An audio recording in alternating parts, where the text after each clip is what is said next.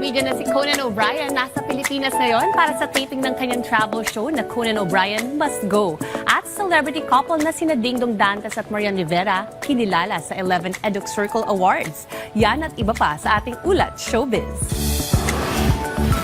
Pinagkaguluhan sa Taguig City ang American comedian na si Conan O'Brien. Umikat ang kanyang mga litrato online at kumpirmado ngang nasa Pinas ang American host. Kumuha ng ilang scenes para sa kanyang palabas na Conan O'Brien Must Go ang comedian. Ibinahagi rin niya ang ilang mga litrato kasama ang mga taong nakipag-picture sa kanya at anya already met so many amazing people.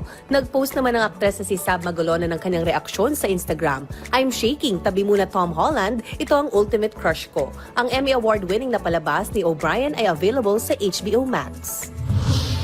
Nakatanggap ng parangal ang celebrity couple na sina Dingdong Dantes at Marian Rivera sa 11th Eduk Circle Awards. Inuwi ng Primetime King at Queen ang Most Influential Celebrities Award mula sa award-giving body. Ayon sa mag-asawa, ang kanilang parangal ay may kaakibat na responsibilidad lalo na sa mga kabataan. Tiniyak naman ni Dingdong na ang kanilang content sa mga palabas ay palaging pang-edukasyon at may relevance. Lalo na't si Dingdong ang ambassador ng Panatag Pilipinas Disaster Risk Reduction Campaign ng Office of Civil Defense. Si Dingdong ay kasalukuyang nag-host ng Family Feud Amazing Earth at The Voice Kids Philippines.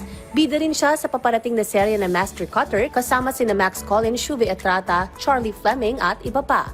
Kabilang naman si Marian sa mga hurado ng Stars on the Floor.